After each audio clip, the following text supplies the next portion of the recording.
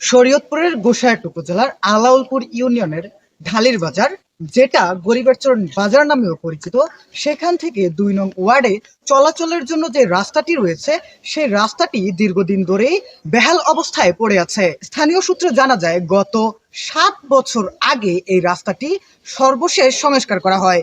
এরপর থেকেই দীর্ঘ সময় পার হলেও এই রাস্তাটি সংস্কার বা মেরামতের কোনো উদ্যোগ এখনো পর্যন্ত নেওয়া হয়নি। সড়কটি ভাঙাচোরা হওয়ায় এই সড়ক দিয়ে চলাচল এখন কষ্টসাধ্য। ঝুঁকির কারণে চালকরাও এই সড়ক দিয়ে চলাচল করতে চাচ্ছেন না, যার ফলে সব থেকে বেশি ভোগান্তিতে পড়ছেন ২ নং ওয়ার্ডের প্রায় ৮০০ পরিবার। এ নিয়ে স্থানীয় এক ভ্যান চালকের সাথে কথা বললে তিনি জানান, মনে করেন টাকা বেশি চাই আর ভাঙা রাস্তা, এই জন্য আমরা এদিকে আসি না।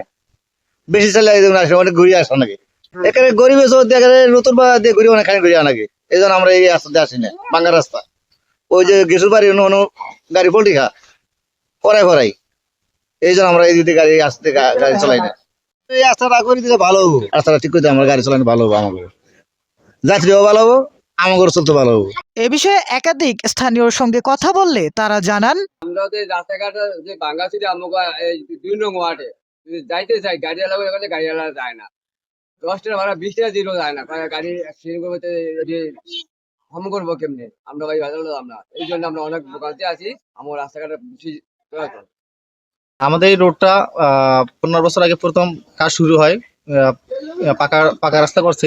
তারপর থেকে ৭ বছর আগে এটা সংস্কার করার কথা ছিল, আর সংস্কার করা হয় নাই নতুন করে। তারপর রোডের অবস্থা পুরো বেহাল অবস্থা বর্তমানে আপনারা যা দেখতেছেন। আর এই রোড বিশেষ করে মাহিন্দার চলাচল উপযোগী না। তারপরে মাহিন্দার গিয়ে এই রোডটা পুরো ক্ষতিগ্রস্ত করে ফেলেছে। বর্তমানে অনেক যারা দূর দূরান্তে যাতায়াত করে তারা যেটা গাড়ি নিয়ে যাবে তাদের বাড়িতে, সেই পরিস্থিতিও নাই।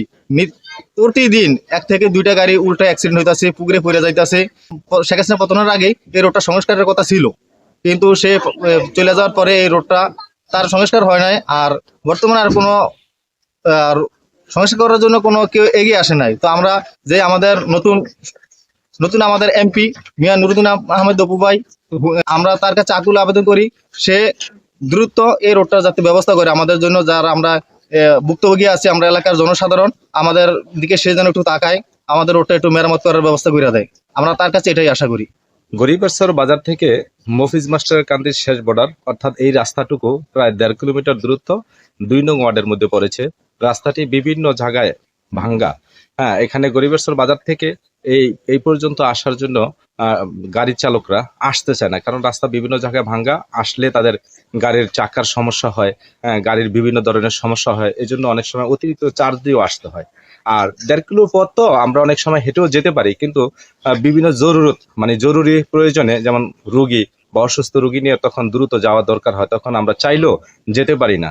তো তখন কি করতে হয়, নতুন বাজার হয়ে প্রায় ৩ কিলো পথ অতিক্রম করে আসতে হয়। এই ধরনের বিভিন্ন সমস্যায় আসলে পড়তে হয়। বিশেষ করে আমি একজন শিক্ষক, আমার স্কুলের একজন ম্যাডাম গোসাইরহাট থেকে আসেন। তো সকালবেলা সাধারণত ৯টার আগে স্কুলে পৌঁছাইতে হয়।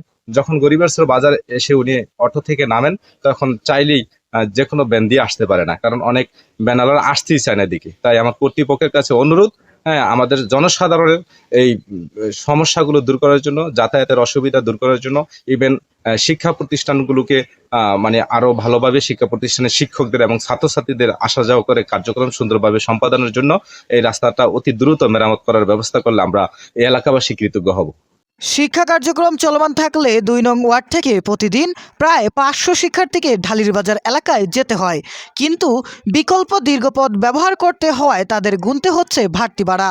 এতে শিক্ষার্থী ও অভিভাবকের উপর বাড়তি আর্থিক চাপ তৈরি হয়েছে।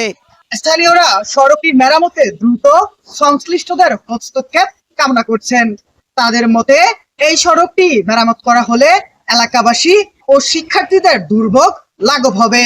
আলামিন, দৈনিক জনবাণী, শরীয়তপুর, গোসাইরহাট।